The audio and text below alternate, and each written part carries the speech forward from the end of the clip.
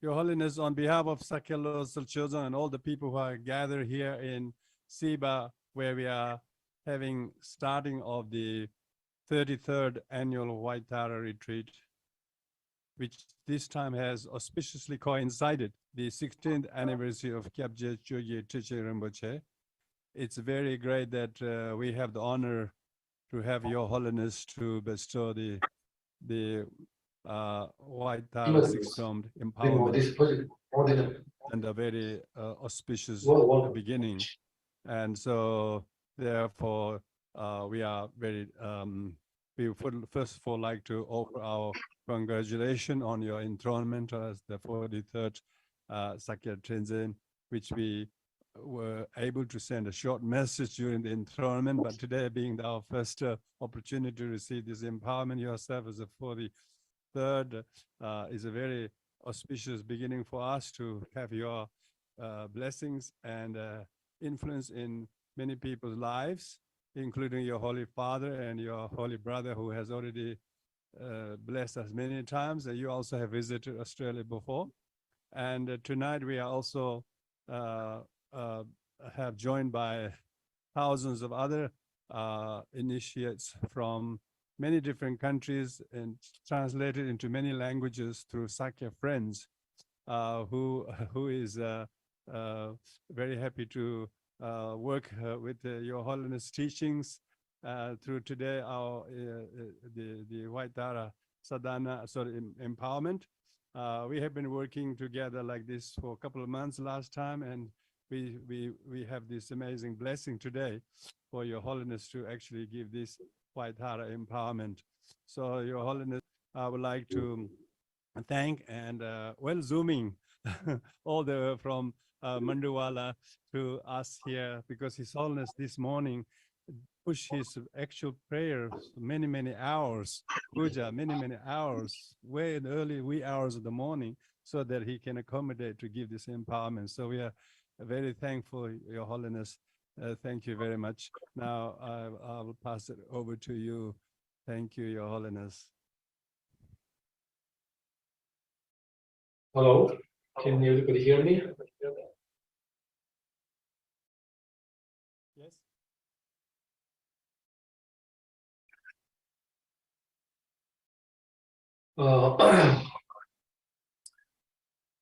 Good afternoon, everyone. I may be in Australia. Good evening. Today, Lama Choedak from Australia have asked me to do the White Tara initiation. And before we begin the initiation, I normally, the way we practice is through short meditation, because before we get to the main part of the initiation, I think it's very important for us to be ready to receive the initiation, because we have so many different thoughts going in our mind. So it's really important for to be calm, to be very relaxed, so that we can receive the initiation. So we will do a short meditation.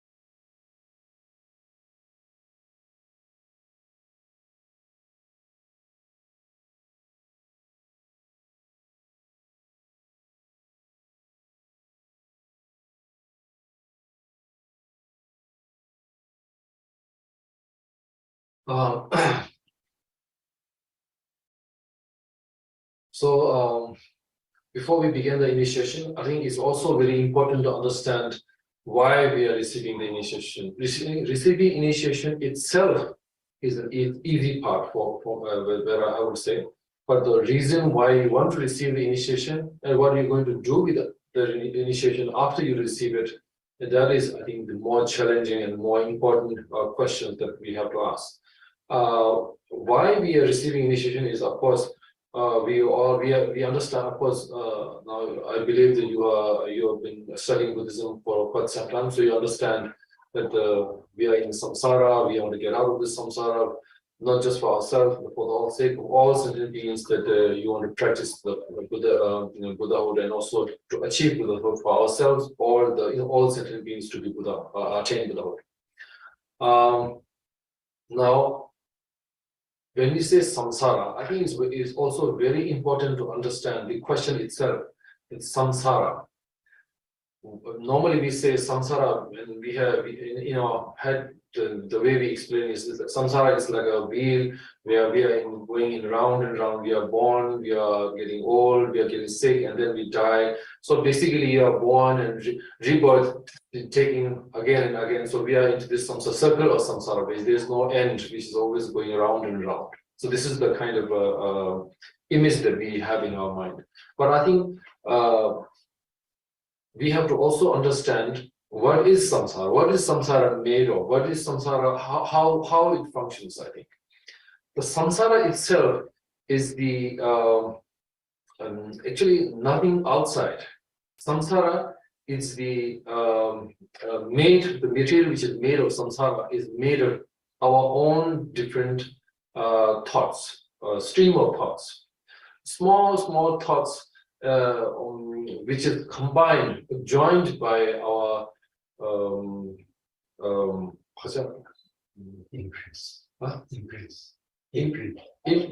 imprint, joined by imprint, which is making this circle, so that we are always because our thought is one after another joined. It's not like water. When you see a river or when you see a waterfall or anything like that, you will think, ocean is very big, or you would say a lake, or you would see a river, which is you say, there's water going. Actually, water is flowing one drop after another, because of that continuous water flowing. When you see it, you feel there is one big water. How do you say? Big water. I mean, you don't see one drop of another, so you don't look at it as a separate individual water drops, but you see it as a huge one lake or one ocean or something like that. But if you look carefully, then you will see that the samsara is made of your own stream of thoughts, which is joined by your imprint. So we have to get out of this. That is the most challenge. So at the same time, you will understand Buddhist teachings, Buddha's teaching are very simple. All he wants to do, all he wants you to understand, all he wants us to understand is that we are all the things that we do are keeping us in this samsara. All the thoughts. If I say we are not thinking, then you may feel I'm thinking all the time. I'm thinking what to eat for dinner, what I'm going to do for tomorrow, when I'm going to go for vacation, or how I'm going to do the work. I'm going to plan. I'm doing all this thinking, but all this thinking are kind of there is no the result of this thinking are keeping us in the samsara. The kind of thinking that we are talking basically is like meditation. Meditation is we normally again other thing is that when we say meditation, in our minds, I did meditation today, so I feel very relaxed today, or I feel very calm today, I feel very how to say happy today. This is the kind of normally explanation that we get. But meditation is not just that. Meditation, of course, the first part of meditation is supposed to get your mind to control your mind. So that's where you have this to keep your mind in one place. Now the second part of the meditation, which is the more main part of the initiation, meditation, is that then you have to what do you say research. Analyze. We have to analyze. You have to analyze in each and everything. And that is called meditation, actually, right? That is when we say meditation, it does not mean that you are just sitting somewhere quiet and you are not doing. You may be physically sitting in a quiet place, but your mind is analyzing each and everything in your life, in this world, in everything. So a meditation is a very powerful and very strong thing, and without meditation there is no enlightenment. We have to understand that, because without the help of meditation, there is no understanding of the true understanding of the ultimate truth. There is no ultimate truth without meditation. So that's, although we understand that we are in the samsara, and if we get rid of all our defilements, then we will be enlightened. That is the we already understand that. Then, if that is the case, if we already know how to become, how to achieve enlightenment or how to be Buddha, then why are we still in samsara? Because of our thoughts, because of our defilements, and because we are not, our mind is not strong enough, is not powerful enough, not trained enough to become Buddha. Because Buddhahood means basically one who understands. Ones who understand, not just, I'm not talking about worldly things, I'm talking about the ultimate truth. That is where you will be enlightened. So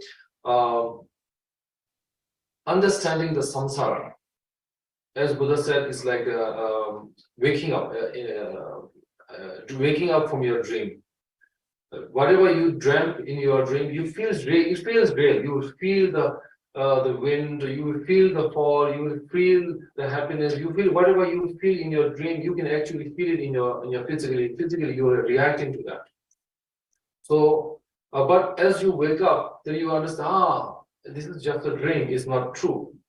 Just like that, this very world, everything in this world is our imagination. Good things, bad things, and whatever things in your life, in this samsara, everything is image of your. There is no such thing as good or bad. Good or bad is created by your own mind. We say, oh, this is good, this is bad, and then everything in this world we how do you say, brand. We brand it. We brand that this is good, or this is this. If you do this, like for example, in society, if you become rich or you are successful, and if you are poor, you are not successful. That's the kind of that's the whole world is working in that kind of a mindset. But that is poor and rich is also how do you say, your mindset branding. And just like happiness, what is happiness? These are important questions, easy questions, but very important questions. We all want happiness, right? We all say we want happiness. We want you to be happy. I want myself to be happy. But if you ask this question, what is happiness? Then you will be how do you say, surprised to see that you can't really pinpoint happiness. Just like before, I say that everything is branded. Like this is happy. This is sour. This is bitter. This is sweet. Everything is branded, right? So just like that, happiness is also a brand.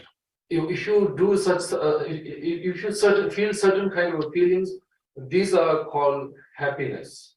If you feel certain things, these are called suffering or pain. So everything is branded, and so not just the happiness, even the suffering, everything in your life is branded. So it is very important to understand. Once you understand that, then you will find that nothing really that you have in this samsara worth doing or worth your attention or worth your energy or worth achieving, right? Otherwise, all our life we've been working. I am now 43. I've been working for so long, and then if I say what I have done for the last 43 years, then I can't really pinpoint something. Oh, this is that one thing that I just like that. These are things you have to ask yourself. I'm not asking you to ask other people. Right? Other people are we normally say, oh, we have to with other people to do that, but other people. This is interesting that I've been thinking that when we say I know, for certain people, there are many people in this world I don't know at all whatsoever. This is, we can all agree on that, right?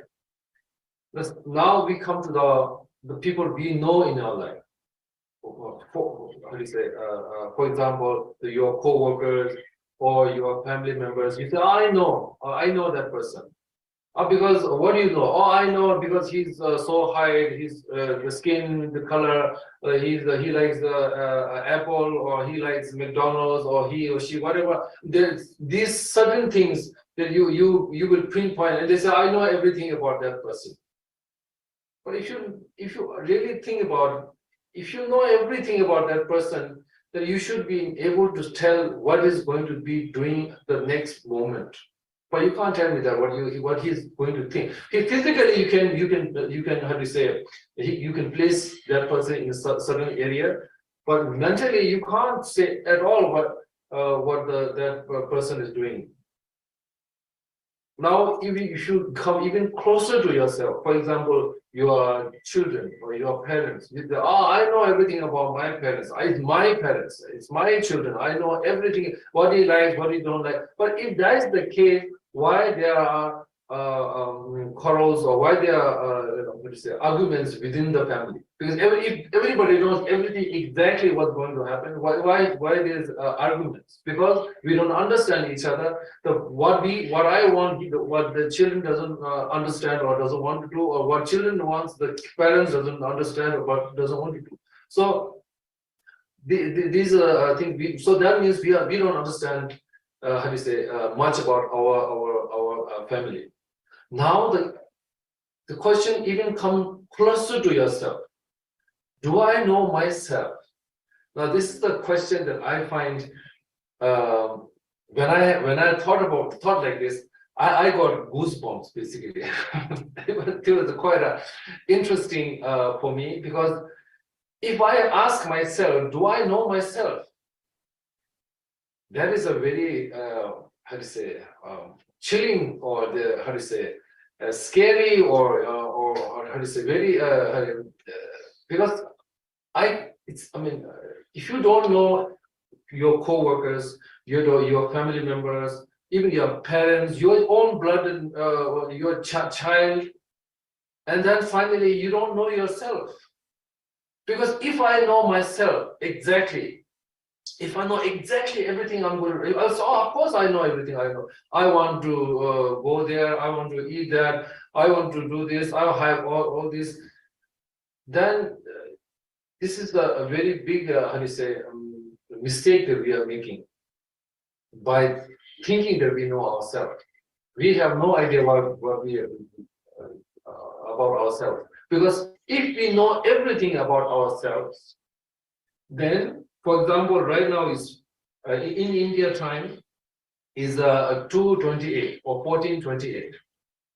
What I'll be thinking after 3 hours?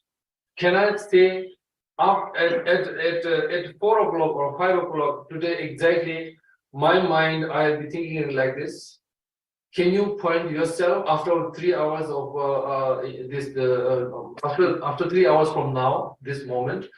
Can you tell yourself, or I will think my mind will be exactly here what I'm going to think? Can you say that to yourself? We can't, because we have no idea what after 3 hours exactly, then our minds may do this. So that means actually we have no idea about, at all about our own self. So this is how do you say? I find it's fascinating these kind of questions, and these are important questions because day and night, 24/7, we are working for somebody, right? And supposedly we are working for ourselves because for us, because for me, no, not for us, sorry, because for me, because I is the most important thing in this world. But if you don't know who that I is, then the question is, why are we working for? Who are we working for? We don't know who our boss is, who are we working for. So I think these are the questions. If you ask yourself, think like this, then it will definitely help you be more how do you say control, or your mind to be more I don't know the Western term, I think down to earth, or you say, or you some more calm, because then there's no otherwise because our mind is always in the future.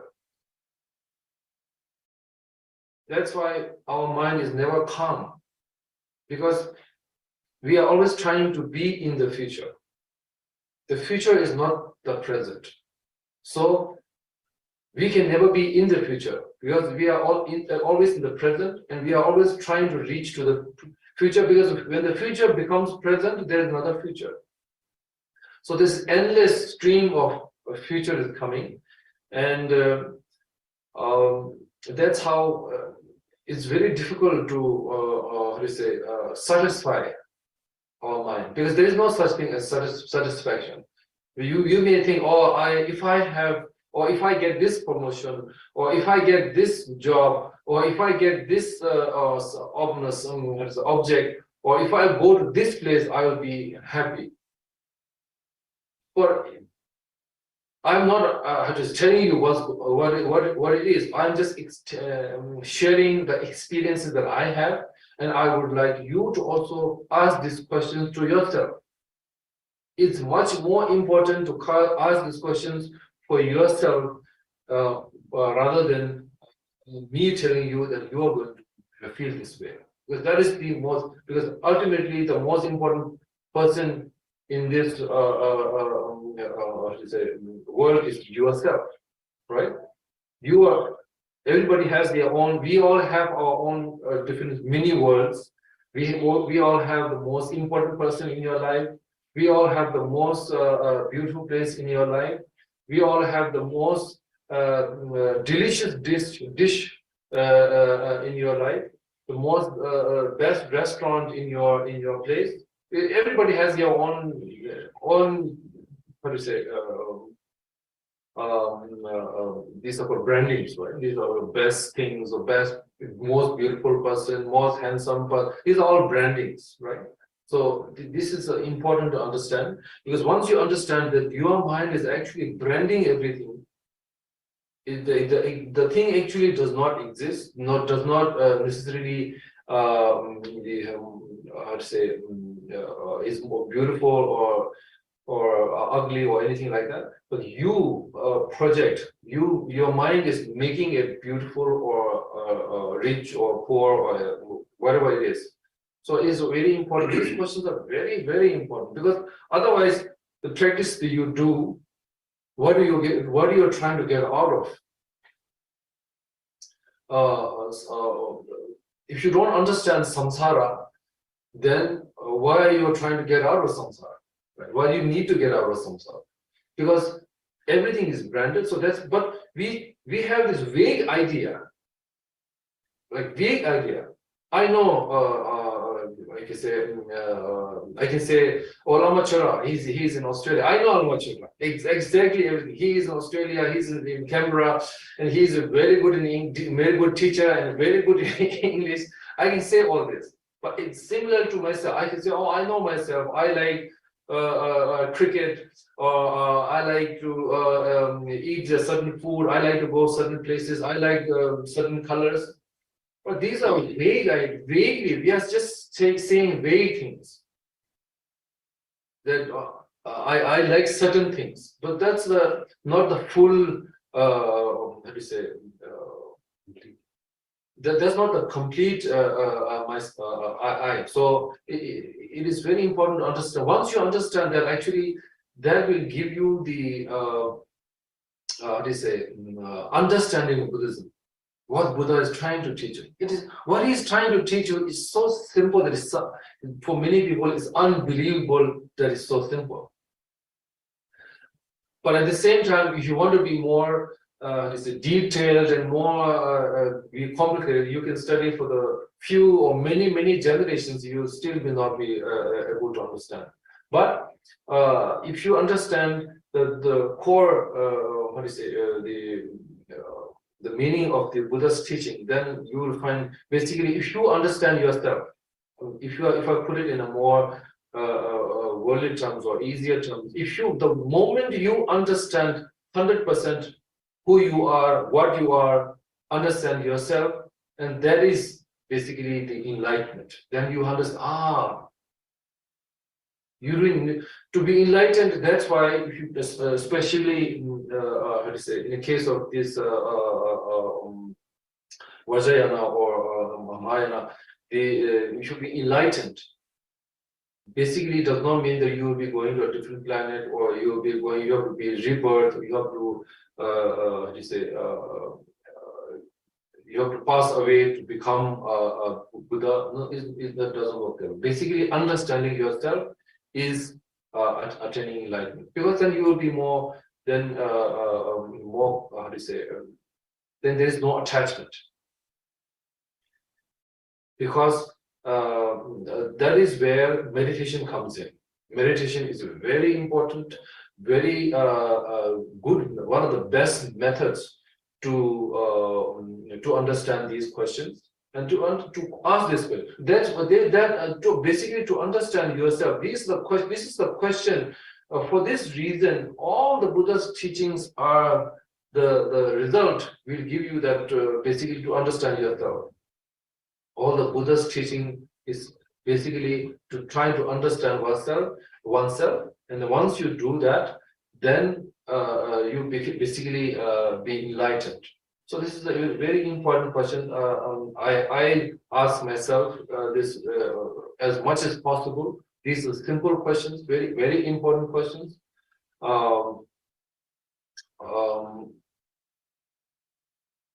So that's one of the reasons why normally we should try to do meditation practice. That's very important. So today we are going to do the Vayatara initiation. Vayatara initiation is actually a long life initiation.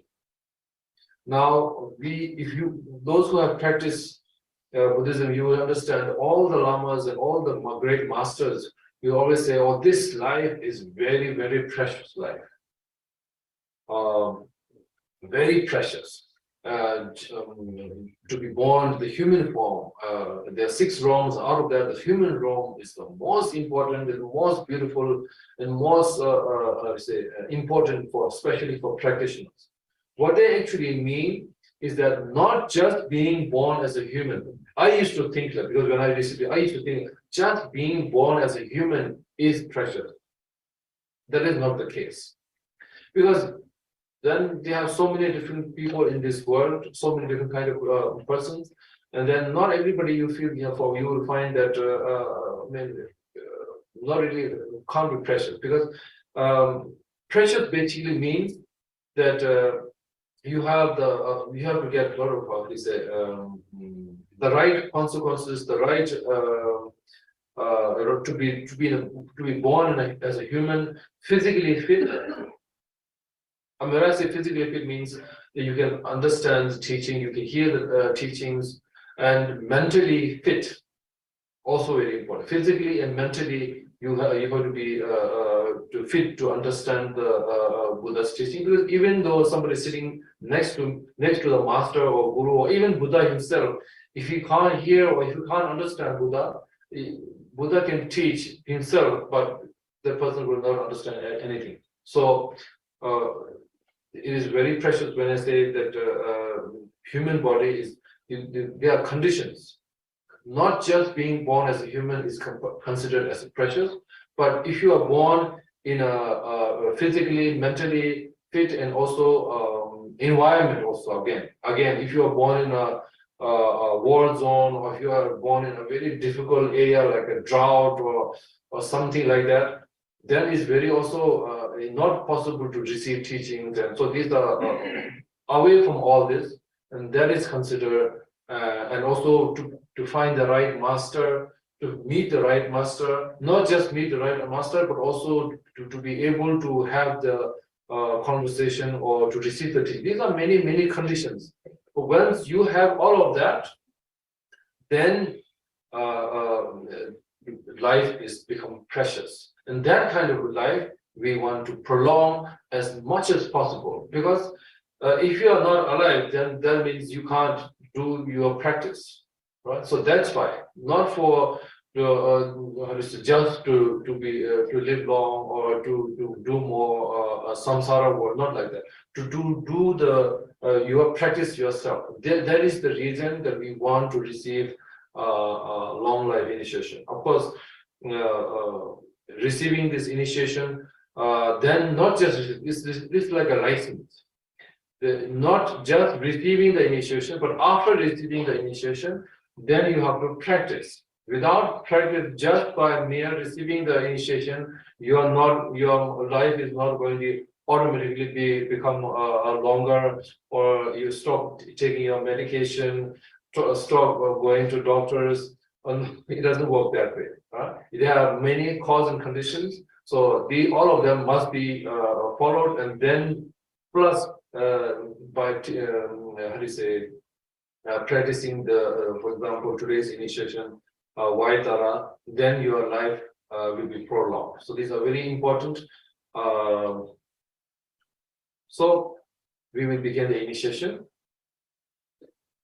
I hope you understood what I was trying to say, because I have a very limited vocabulary in English, especially receiving teachings from Lama Choedak. After receiving teachings from him, I don't think you will understand what I'm trying to say.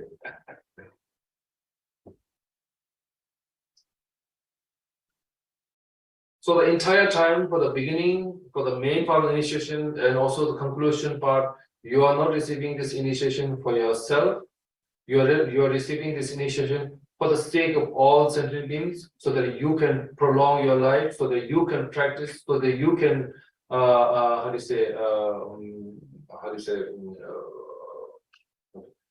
have the more time in this world to practice this for the sake of all sentient beings, right? So we should not lose that, forget that part of the, because if that is not there, then this no matter how many initiations you receive, there's you will not gain any merits. Receiving initiation for the sake of all sentient beings is very important, because that is the kind of mindset, or that is kind of mind will determine what kind of blessing you will receive. And of course, the main part, whichever deity your initiation you're receiving, for the sake of, again, keeping in mind that all three parts, beginning, the preliminary part, main part, and the conclusion, one should never forget that you are doing this for the sake of all sentient beings. Of course, like now the conclusion, whatever merits that you have gained during this initiation, we dedicate to all sentient beings, which is same in even when you do your sadhana or any kind of practice you do. This how do you say, structure or the frame is same all across the practice. Dedication, whatever samayas you have received, if you keep it to yourself, then the samaya is going to be very minimal and it's going to be small. One samaya is something, merit is something that the more you spread, or more greater your view is, the bigger your merit becomes. So we are dedicating the merit to all sentient beings, not just humans, not just a certain particular person or something, but for the sake of all. Because let's say when you do prayers, if you pray for your only loved ones or only your family member, or that kind of power is very limited. But if you are receiving blessings, or whenever you are praying, you're praying for all sentient beings, that automatically includes whoever you are praying it for. As a Buddhist, we never one should never try to pray for a particular person. For, let's say, your family member is sick, or some business is not going well, in a work you have some problems, so any kind of problem you have, if you are only, oh please get me out of this problem, and if you pray it this way, then your prayer power of your prayer is very limited. If you pray for the sake of all sentient beings, that's a huge, how do you say, there's no limit, so it becomes very much powerful. Even to you are the only one who is praying, but that power becomes very big, and then that way you also receive that kind of merit also. Remember, merit is very important. Without merit, there is no enlightenment. It's very important.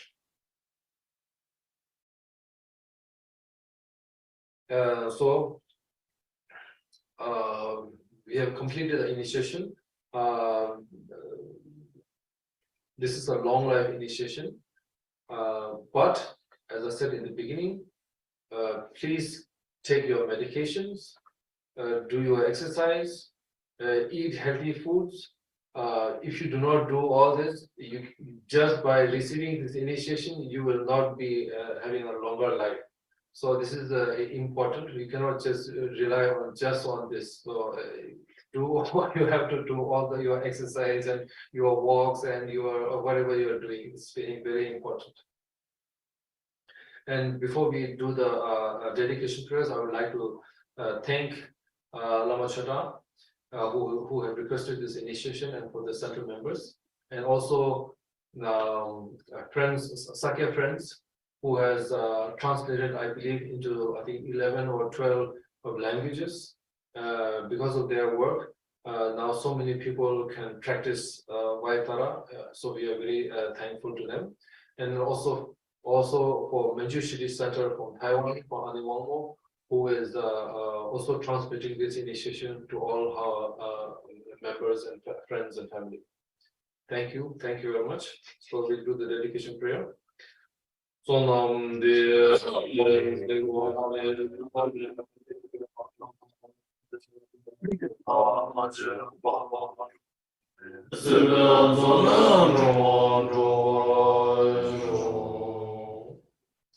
Thank you, everyone.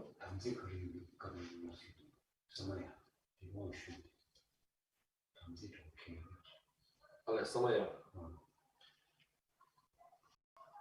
Samaya, I've been asked if there are any Samayas to receive this initiation. I would only say, of course, try to become a better practitioner. The question that I raised in the beginning about yourself, about happiness, about suffering, because these will help you. And it's important to ask yourself, never think that, oh, I'm a normal person, I'm a family person, I'm just working in some office, or I'm working in some village or something. If you have that kind of mindset, it will really, how do you say, it will be difficult for you to be understanding the Buddha's teaching. You have to be confident. That is very important. Before you do anything, you have to be confident that you can become, you can be achieve Buddhahood. You can be enlightened. There is nothing stopping you from achieving enlightenment, or there's no. You have all the abilities. You have all the power you need to be. Whenever I do this kind of teachings, I never feel or I never say that, oh, I'm going to teach you something. My personal belief is that masters cannot teach you as a Buddhist master. Masters cannot teach you anything. They can make you realize what you have, what you can become, the power you have within yourself, the how do you say, the potential you have to that realization is, for example, you already let's say, for example, let's say you are hungry and you want to eat omelette. If there's eggs, pan, and the cook and the gas, but still, if you don't know how to make the omelette, you'll be hungry. So certain if somebody says, "Oh, well, crack the egg into the pan and then you put salt and you can cook this way," then that person is not giving you an egg. That person is not giving you anything, but through the power of your knowledge, you can make now you can make your omelette and you can eat yourself. So just like that is unlocking, or what is today's term is unlocking, but the potential you have. Secondly, I realized that if you have any kind of problem, any kind of family problem or if you can to be how do you say, I can't really say happy, but to be more calm. There are I think 2 or 3 things. One thing is that to have a good balance in your life, that whether it's diet, if you eat too much is not good. If you eat too less is not good for you. Whether you have how do you say, work too hard is not good. Work too less is also not good. Exercise too much is not good for your health. Exercise without exercise is also not good for your health. Even medicine, if you take medicine which is helping you, if you are taking more than you should, the portion more than you should, then again the medicines becomes the problem now. Anything in your life, for example, even your love, if you love somebody, if you become if you have too much love, then you become a stalker, or you become you become somebody else that the other person doesn't want to be near. So even within the family, I always say, even your child or your parents, if you hug them for the first 5 seconds, it's good, it's very pleasant, it's happiness. And then if you hug them all the time, if you are hugging them every day, every time, then you become somebody that they don't want to be around. Right? They will be running away from you. So there's a limit, there's a balance. You should keep always a balance of whatever you do. I remember once somebody asked me, "Oh, Rinpoche, please bless me that I have many obstacles in my practice." And I asked him, "What kind of problems you are facing?" He said, "Oh, I'm falling asleep. I'm falling asleep all the time." And I asked him, how long do you do the practice?" Well, he said, "I do practice 24 hours." And I said, you can't do practice 24 hours. Physically, it's not possible. You need rest. A person needs rest. You need, then to be able to do the practice, you need rest. So that's right. Too much practice is also not good. Too less practice is also not good. So anything in your life to keep a good balance, whether family members or workers, anything, basically anything, your food, your health, physical body, anything to keep a good balance. That balance is also, of course, it's very let's say individual. Yeah, I cannot say, oh, this much is a good balance for you, because that everybody has different how do you say minds and different limits. So according to your own, then you have to understand yourself. And second thing is to accept what you are. Who are we? whether you are, how to say, um, because we always try to be somebody we are not. We're trying to show somebody. We are always trying to pretend that we are greater, bigger, smarter. I don't know, something like that. So, but if you accept, that's why you will never be happy. If you accept who you are, there's actually you have to accept, because if you want to be more calm, more how do you say, relaxed, then you have to. Because if you are not accepting who you are, then, for example, if I'm 43 years old, as I said, if I can't accept that I'm 43 years old, I'm 20 years old, I will not become 20 years old, but I will never be happy because if I am 43, I cannot change that. I have to accept that. My physically, now I cannot do many things which I used to do as a teenager. I cannot just run around. I cannot, teenager's body is much more stronger and better. Now I'm getting older. My bags. I mean, I'm not that old, 43, but still, I have to understand my limits.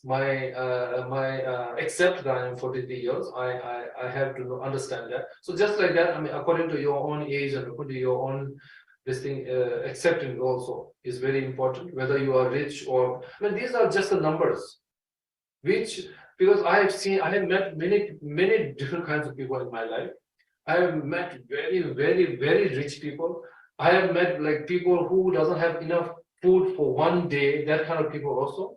But that doesn't necessarily means that poor people are not happy and richer people are much more happy.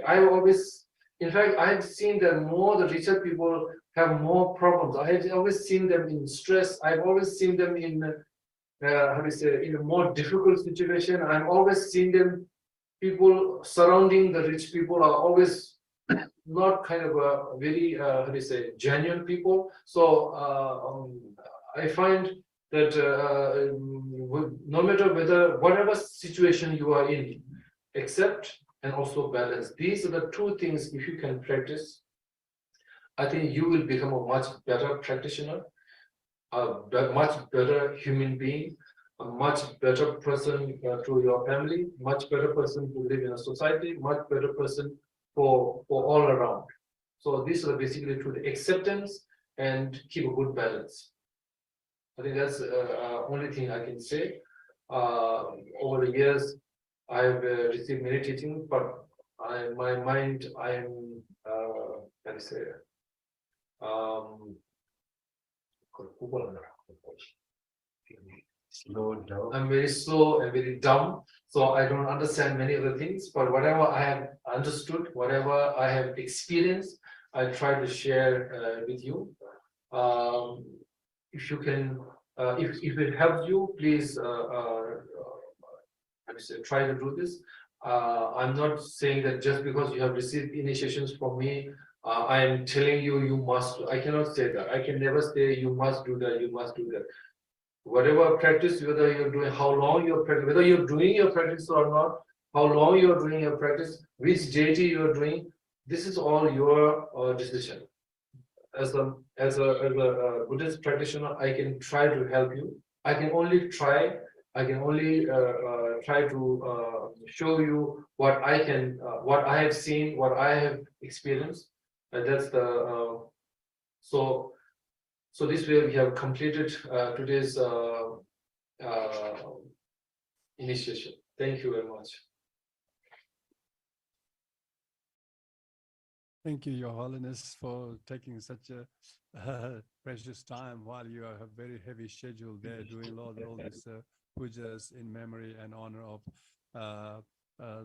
Kyabje Rinpoche, who just have passed away into parinirvana, and you are very busy schedule, but nevertheless giving us this excellent opportunity precious to time receive while that you have a like, very heavy schedule there, doing all these pujas in uh, memory and honor of impetus for us to do this practice for your long life and the fulfillment of our past teachers like Ludin Khenche Rinpoche, and particularly tonight Kyabje Chogye Trichen Rinpoche, whose anniversary on which we have received this empowerment. So for this reason, due to short time, we won't do many prayers, but we will do the prayer to Chogye Trichen Rinpoche written by His Holiness 41st Sakya Trizin. So if you have, we will screen share that. Okay, thank you everybody. So we are going to chant these today because it's the actual anniversary of Chogye Trichen Rinpoche passed away 16 years ago. And so we are here to really continue the blessed lineage of Chogye Trichen Rinpoche through living master like His Holiness 43rd Sakya Trizin, from whom we have received this very empowerment. Many of us have received this empowerment from Chogye Trichen Rinpoche. Now we have received directly from His Holiness Gyana Vajra Rinpoche. So therefore, we offer the long life and fulfillment of all the gurus with these prayers.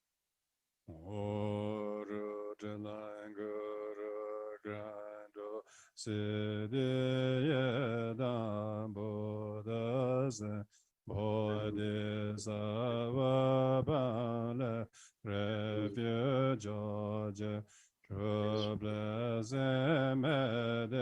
of prayer before in the sky. Lord was with rise and all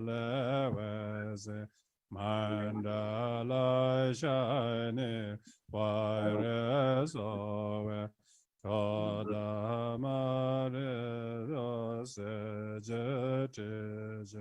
say I bow from the peak of Sudra and Tandra, flood of valley, never stresses Segama, ever goes, I pray to the Lord. For the Gabriel present is at God, for the Cheda, Beleneta, Prated, Pesega, to Seja, thy pray to the three. Vajra Hoda in the time of Vaidanetege, should you remain the slip of Beove, guide us in the night Go Alovege, compassion for Sagano and Samaya Padadana Adajeswele Abehena no Boreshanda Vandanema Nagaya Granema Pepesha Jova Ayala Tefete all my life me reneta all yours been up from my Lord was body by the grace of good precious powers with the combat to power and the power find always above and the blessings of the Virgin by the power of the Virgin the Mahodalano Manjuja the Lomeo de la Buddha grow praying for our teacher perfect head praying for our teachers praying that the woman grows back not to bar from the open, may the heaven from La Mandela, may the hold the teachings may the permanent God is better through the good work again with So with this conclusion, Your Holiness, we will be remaining in next 5 days doing the White Tara Sadhana. So we will offer all of the collective merit of long life of Your Holiness, Your Holy Father, Your Holy Brother, and all your blessed family. May you all fulfill the great legacy of the forefathers of Satya Komanamgas. We are very blessed to have your presence today, and we hope to also soon extend a formal invitation for your holy visit to Australia sometime. Bear that in mind, and we will quickly soon, and we will also be sending an offering as our token of gratitude through the Zoom, not quite through the Zoom, but we will be sending our flowers of offering to you. Thank you very much, Your Holiness. Thank you very much. Okay, everyone. So that concludes a very special empowerment from His Holiness Gyana Vajra Rinpoche. So we're very fortunate. Without the empowerment, you are not allowed to do Vajrayana sadhana, let alone receive teachings. So therefore, all of you have traveled very far. Quite a few of you have been driving 7-8 hours. And so you might be a bit tired. And I mean, you know, all those people from Zoom, they've been traveling thousands of kilometers, you know. You also must be very, very tired. But remember that we are all going to do this practice next 5 days together. You will learn the sadhanas, you will learn the mudras, you will learn the pronunciations, and we will have food cooked from the same kitchen for 5 days together as a Dharma brothers and sisters at this place. I'm sure all of you also be joining us in that way. So without further ado, we will conclude here for tonight. Thank you very much for everybody's participation. Of course, His Holiness really had to do 4 or 5 hours of moving forward his program, early morning 5 o'clock to fit in to do this for us. Otherwise, I requested him, it's okay to do tomorrow morning, but he says it's much better to do on the same evening His Eminence anniversary is. So we can, our teachers work completely, totally for the benefit of sentient beings all the time. His blessed Holy Family been doing that last 1100 years since the first Konjok Gyalpo founded the Sakya Monastery in 1073. This family has not broken neither the hereditary lineage nor the constant commitment to support the Dharma. So no single lineage or family has ever done such unbroken, relentless Dharma activity than the Kon Sakya family. So we are so blessed to have this opportunity. And today we also have Sakya Friends, a network of friends. So tonight we have been able to receive this empowerment together with huge community. There were already 1,200 people who have joined us in this empowerment, maybe through the Manjushri Center down in Taiwan would have got that quite a lot of people too. So we've been joined by so many people tonight. So so you've been part of this very big, important occasion. So which is a very good blessing. So may you all be able to live long and healthy and meaningfully, and do activities that really accord with the Holy Dharma. So thank you very much, everyone. So without further ado, we will say good night to you and see you morning 6 o'clock. You know, so if that's not early enough, please tell me. Thank you very much, everyone. Thank you.